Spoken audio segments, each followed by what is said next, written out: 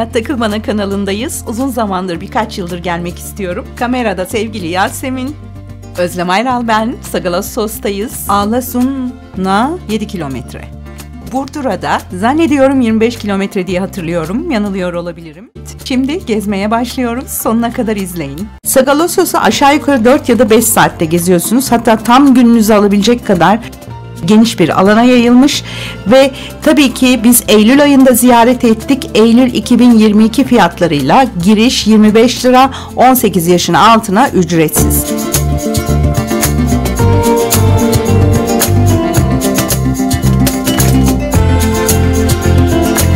Kentin asıl girişi, kentin güneyinde yer alan Revaklı ya da Sütunlu Cadde dediğimiz caddeden yapılıyor. Ama biz farklı bir girişten girdik. Siz biletinizi alıp girdikten sonra sağ tarafta kent konağını göreceksiniz. Kent konağının kalıntılarını göreceksiniz. Ne yapılıyor ki bu, kaymakamlık mı? Şimdi Sagalassos'un hemen girişindeyiz sağda. Kent konağı. Yani muhtemelen burayı ziyaret eden, dışarıdan gelen işte devlet adamları, imparatorlar konaklaması için. Yani bir nevi rezidans mı desek? Ne desek? Bilemedim. Hemen sol tarafta işte tüm ihtişamıyla sizi karşılayacak olan Roma hamamı. Roma kültüründe Roma hamamları gerçekten de çok özel bir yer kaplar ki Sagalassos'taki hamam da çok özel bir yapı grubu. 2 devrede inşa edilmiş, 2 dönemde inşa edilmiş. İlk inşa edildiği dönem 1. yüzyıl, ikinci inşa edildiği dönemde ki şu anda gördüğünüz kalıntılar 2. yüzyılda yapılmış bölümü. Şurada gördüğünüz koyu renkli taşlar 1990'lı yıllarda ya da 1990'lı yılların öncesinde bu bölgeyi geziyor olsaydık görebileceğimiz taşlardı. Ve altta gördüğünüz daha açık renkli olan taşlar kazılarla ortaya çıkarılan bölümler. Geleneksel bugünkü hamamları düşündüğünüz zaman işte soğukluk, ılıklık, sıcaklık, soyunma alanları, külhan hepsi Roma hamamlarında da, Roma hamam kültüründe de mevcut.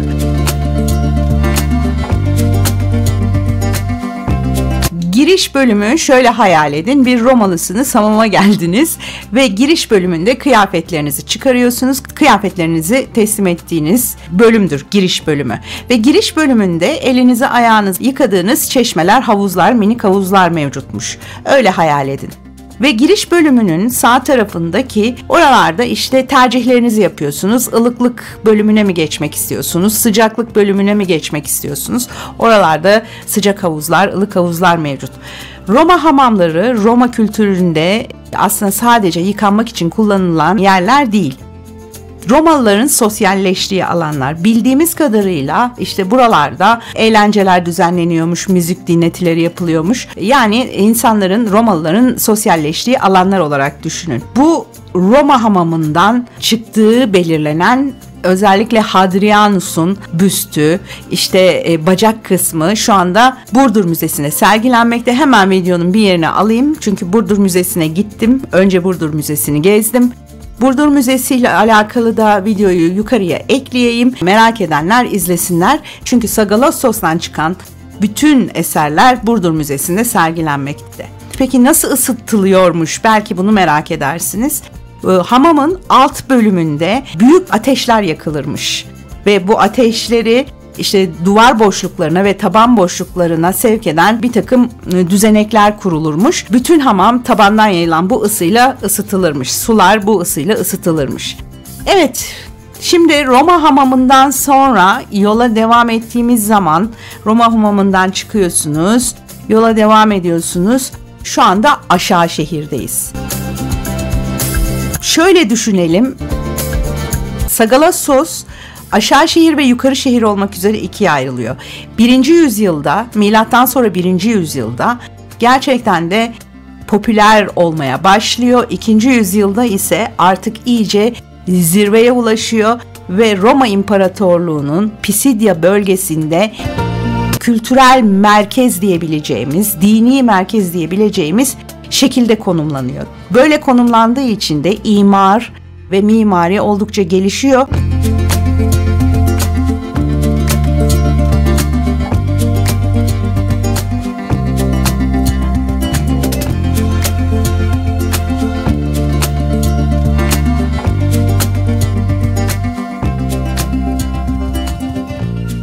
Şehre güneyden Sütunlu Cadde'ye giriş yapıyorsunuz.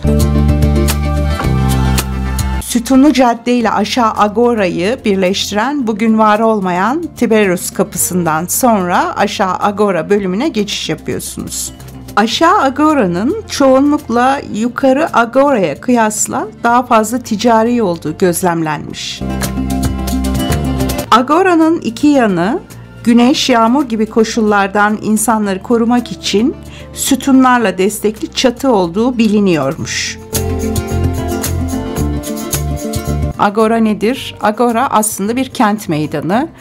Yunan klasik çağında insanların önemli bir takım toplantıları yaptığı, bir takım duyuruların yapıldığı kent alanı, insanların toplandığı kent alanı diyebiliriz.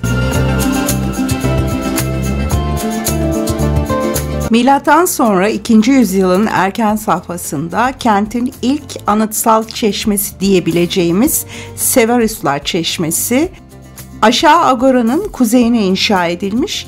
Çeşme, Sütunlu Cadde üzerinden kente girenlerin karşılaşacağı ilk anıtsal çeşmedir. 2000 ve 2001 yılında yapılan kazılarda anıtsal çeşme oldukça iyi korunmuş şekilde bulunmuş. Arka duvarın önünde cephede 9 adet niş bulunmakta ve cephe boyunca kaideler üzerinde konmuş bir sıra sütun dizisi yer alır. Arka duvardan akan ve meydana su akışı sağlayan kaynak suyu önde bulunan uzun dikdörtgen haznede toplanır.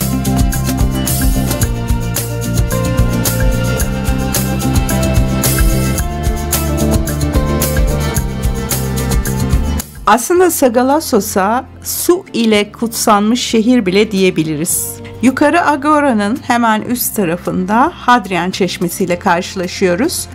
Kentin iki merkezinden biri olan aşağı Agora'nın hemen üzerinde yer almakta. Çeşmenin haznesine çıkmak için 8 basamak yukarı çıkmak zorundasınız. Antoninler Çeşmesi ile birlikte antik kentin iki anıtsal çeşmesinden birisi Hadrian Çeşmesi. Odeon'u ararken sonunda bulduk. Odeon, Roma kültüründe kapalı tiyatro, konser salonu olarak geçiyor. Yerini de şöyle söyleyeyim: aşağı Agora, Hadrian Çeşmesi hemen aşağı Agora'nın arkasında. Yani şu aşağı yolun kenarında ve Odeon da onun arkasında. Tabii üstü kapalı şuraların. Bakın basamaklar duruyor. Hafif hafif basamakları görürsünüz.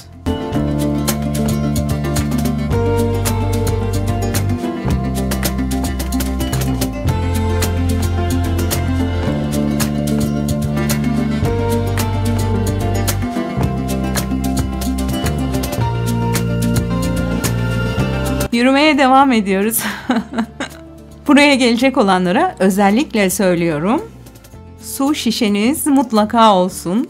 Evet, şimdi İskender Tepesi'ni daha net görüyoruz. Karşıda kaya mezarları var. Bu mezarlarda bulunan kalıntılarla ilgili Türkiye'de DNA tespitleri yapılmış. Akrabalık bağlarına bakılmış. Ağlasunlularla da uyuşma var mı diye bakılmış. Ağlasun'da yaşayan bazı bireylerde tam uyuşma çıkmış. Yukarı şehre doğru yürüyoruz.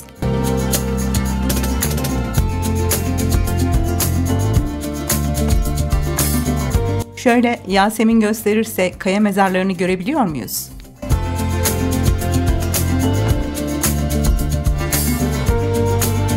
Sagalassos Ağlasun'a 7 kilometre, 1700 metre yüksekliğinde Akdağ'ın eteklerine kurulmuş bir antik şehir. Aslına bakarsanız tarihçesi Luvilere kadar devam eden ve Luvilerin devamı Büyük İskender, Seleukoslar ve Roma, özellikle Roma döneminin yoğun eserleriyle karşılaştığımız bir antik şehirdeyiz. Sagalassos ismine baktığınızda 2 tane S, Sagalassos, 2 S olduğu için kelimenin kökeninin Yunanca olmadığı dil bilimciler tarafından tespit edilmiş.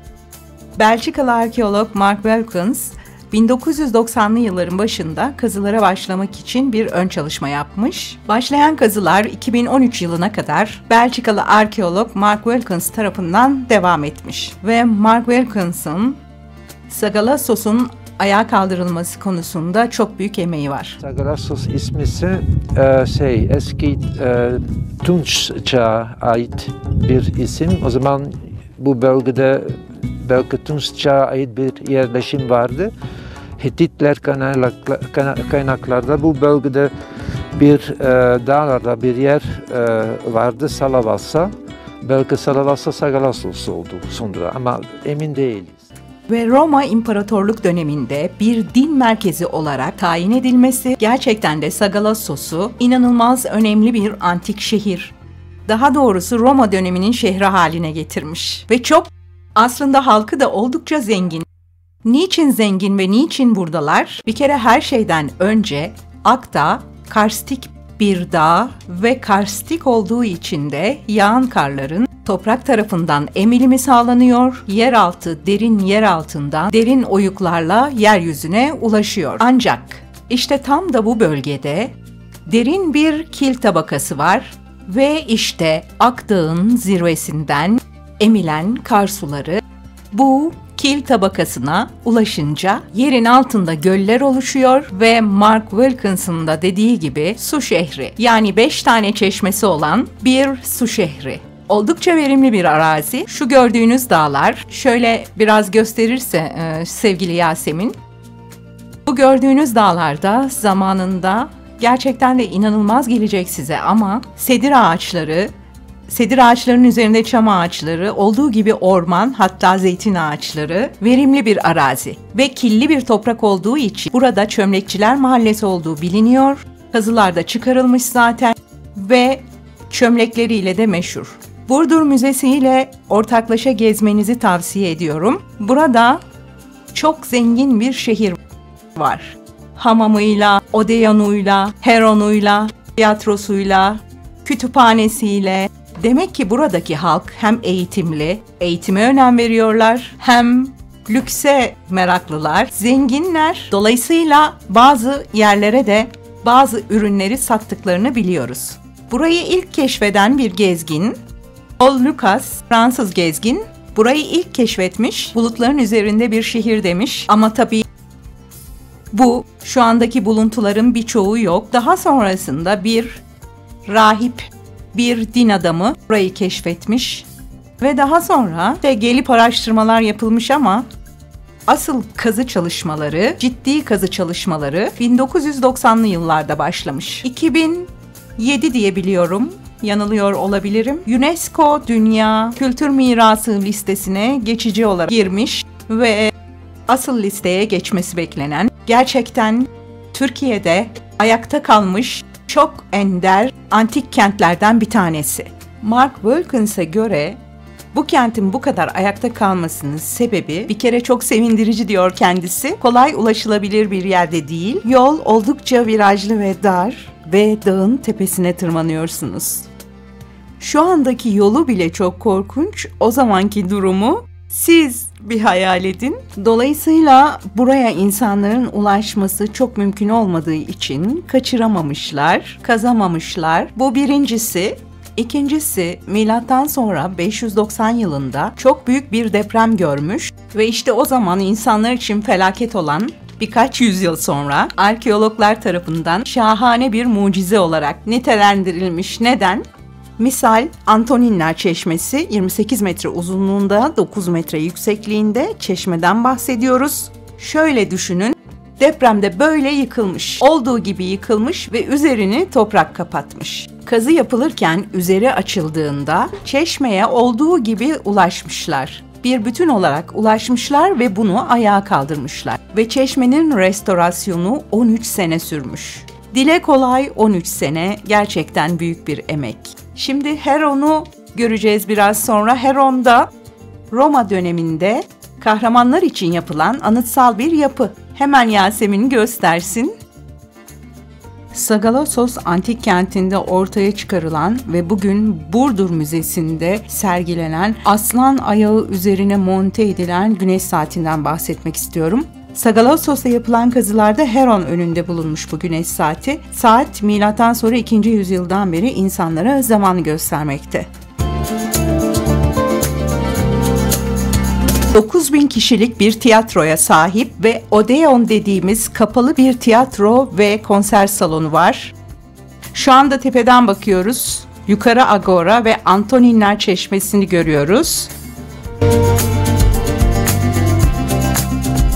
Ve İskender Tepesi'nden geriye doğru döndüğümüzde tam arkamızda Dor Tapınağı'yla karşı karşıya geliyoruz. Dor Tapınağı'ndan sağa doğru başımızı çevirdiğimizde ise kahramanlık anıtı Heron'u görüyoruz.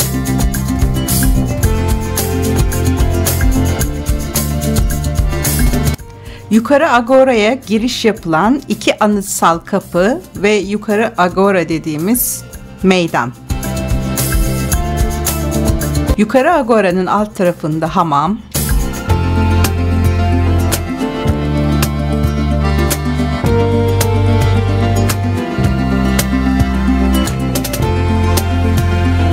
kahramanlık anıtı Heron'un etrafını saran 14 dans eden kızdan oluşan friz şu anda Burdur Müzesi'nde.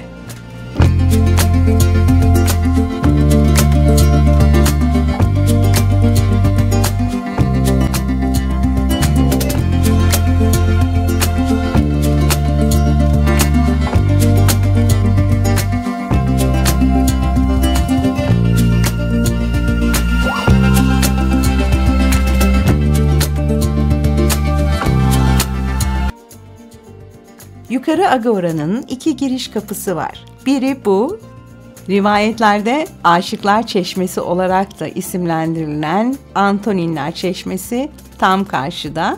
Biz çeşme diyoruz ama antik ismi Nymphaeum.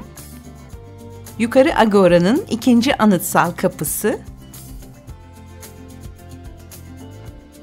Karşıda gördüğünüz yönetim binası ya da meclis binası diyebiliriz.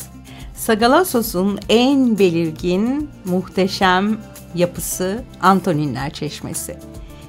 Şehir, İmparator Hadrian döneminde ekonomik, siyasi ve sosyal anlamda en iyi dönemini yaşamış. Sagalassos, Küçük Asya'da belki de terk edildiği günden günümüze kadar en iyi koruna gelmiş antik yerleşimlerden biri. Antoninler Çeşmesi'ndeki Sarhoş Dionysos heykel grubunun Ege'de Afrodisyas Heykel Okulu'nda yaptırılıp getirilmiş olması da aslında çok önemli. Çeşmedeki tüm heykeller birer replika.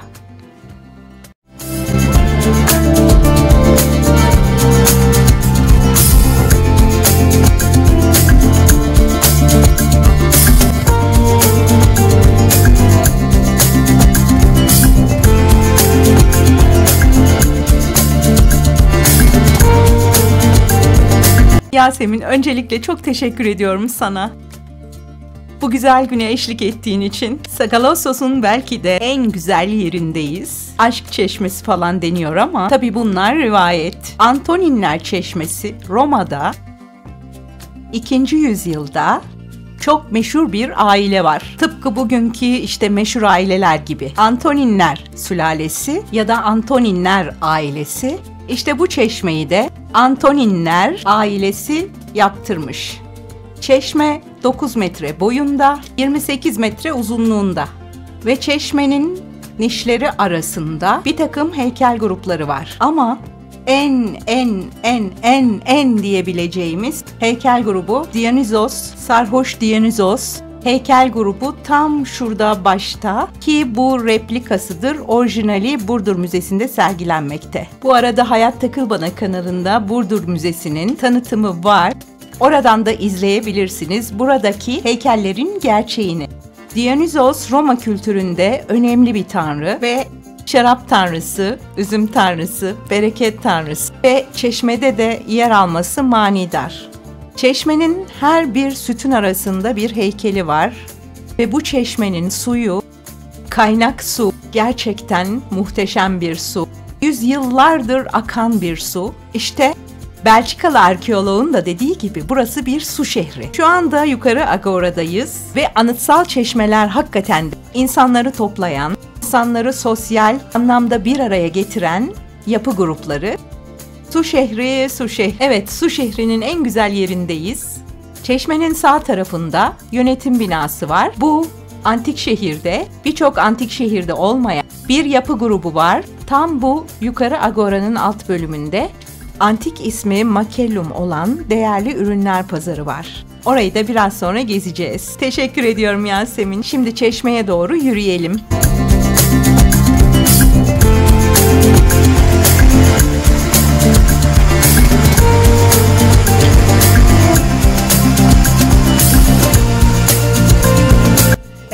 Oldukça zorlu bir tur gerçekten de Sagalassos. Kütüphaneye kadar geldik. Ve kütüphaneden sonra da tiyatrosuna doğru yola çıkacağız. Şimdi tam önümde kütüphanesi var. Yani bu şehir aynı zamanda okumayı da seven insanların olduğu bir şehirmiş. Evet, su şehrinde 5 tane çeşmeden bahsetmiştim. Çeşmelerden bir tanesi Dor Çeşmesi. Kütüphanenin hemen önünde Dor Çeşmesi. Suyundan içtik, buz gibi.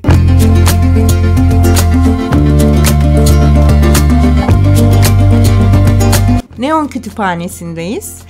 Neon Kütüphanesi 120'li yıllarda şehrin zengin bir ailesi tarafından yaptırılmış. Ayrıca ailenin adı da kütüphaneye verilmiş. 4. yüzyıl sonlarına doğru zemin 40 ve 60 metrekarelik 2 mozaikle kaplanmış. Büyüğünün ortasında Aşil'in Troya Savaşı'na katılması betimlenmiş. Evet, Sagalassos tiyatrodayız.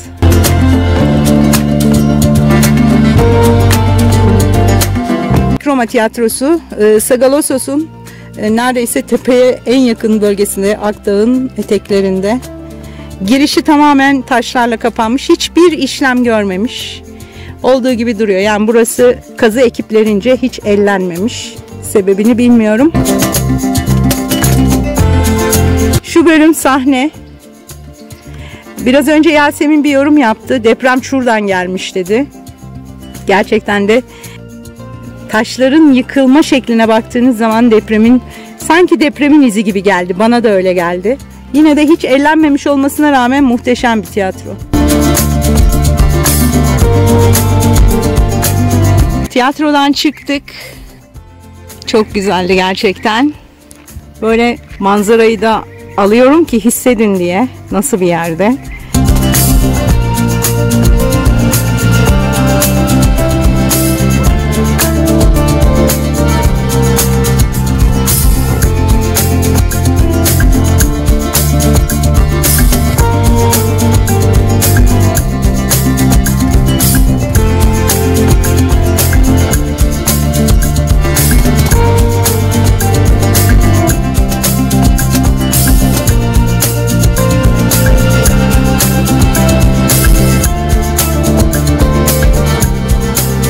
Antik şehirlerin birçoğunda olmayan yapı grubu. Agora'nın bir parçası aslında ve bu bölümde değerli eşyalar satılıyor. Kuyumcu gibi düşünün ama kuyumcu türevleri değil. O zamana göre değerli olan ürünler satılıyor burada.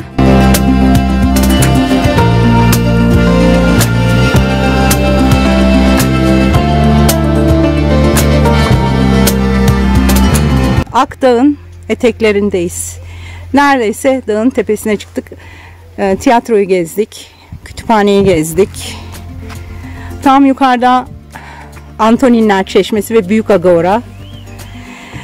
Kahramanlık Anıtı tepede. Yaklaşık ne kadar sürdü Yasemin? 5 saat sürdü sanırım. Zevkli bence. Yani 4-5 saatinizi buraya ayırmalısınız. Ama insanlar gördüğümüz kadarıyla geliyorlar. Antoninler Çeşmesi'nde fotoğraflarını çekiliyorlar. Üstelik Antoninler Çeşmesi'nde de vallahi 3 saat falan kalanlar var. Biz tespit ettik. Biz şehri gezdik. Hani son fotoğrafları orada çekelim. Çok insan var diye düşünmüşken geri döndük. Hala aynı insanlar oradaydı. Düşünün artık. Yani Fotoğraf çekiliyorlardı. ben inanamıyorum gerçekten de. Sagalassos gerçekten beni çok etkiledi. Yasemin seni? Beni de çok etkiledi. İkinci gelişim ama seninle ayrı bir zevkti. Çok teşekkür ediyorum. Görmeyenler için görülesi bir yer. Yolunuz düşerse sadece şu konuda uyarıyorum. Çıkış oldukça virajlı ve dar bir yol.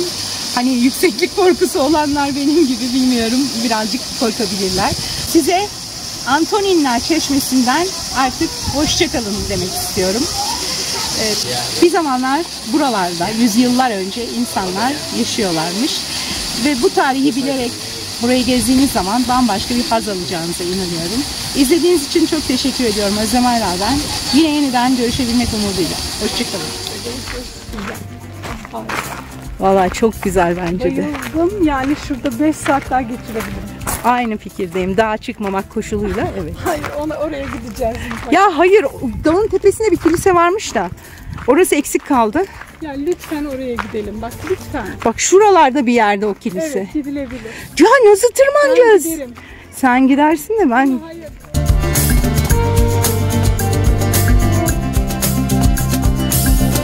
Ve şimdi dışarıdaki manzarayı göstereceğim. Bir de yoldan gidiş yolumuzu göstereceğim.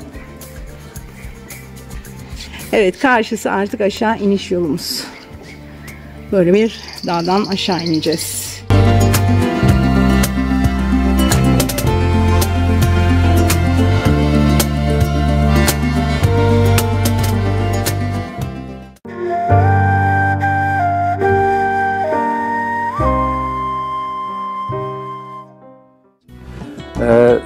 Sadece yaklaşık milattan önce 500 civarında yerleşim aynı zamanda burada Sagalasos'ta ve o düz yer üstünde, düz plato üstünde başladı. İki yerlerde aynı zamanda bir yerleşim yaptırılmıştır.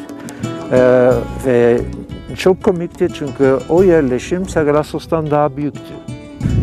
Bana göre su olmadığı için bu yerleşimde olan nüfuslar milattan önce yaklaşık yüzde Sagalasos'a gelmişler.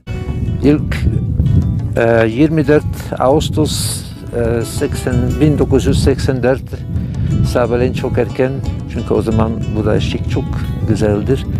İlk sefer buraya geldim ve şaşırdım.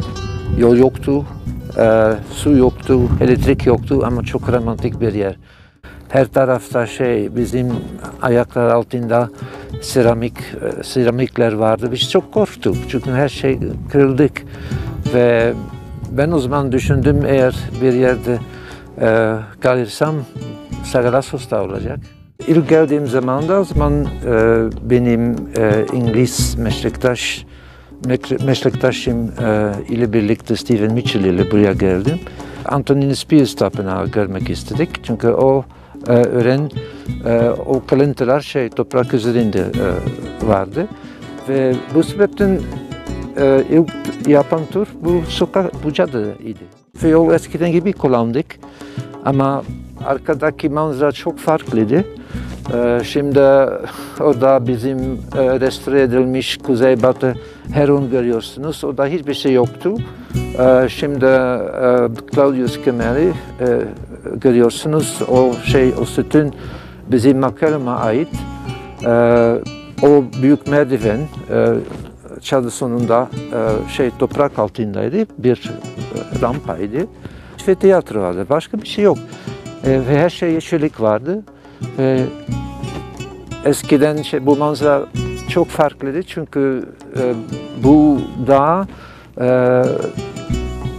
150 sene önceye kadar bir orman idi. Sider ormanı, 2000 metre yüksekliğe kadar ondan üstte cam vardı. Sagalassos belki dünyanın en sağlam eski kentlerin birisidir. Neden? Çünkü milattan sonra 602-610 arasında çok büyük bir deprem oldu burada. Bütün şehir yıkılmış, bazı insanlar kalmış ama yer o kadar yüksek olduğu için bu eski kent hiç zaman öbür kentler gibi bir taş ocağı gibi kullanılmamıştır. Her şey burada kalmış.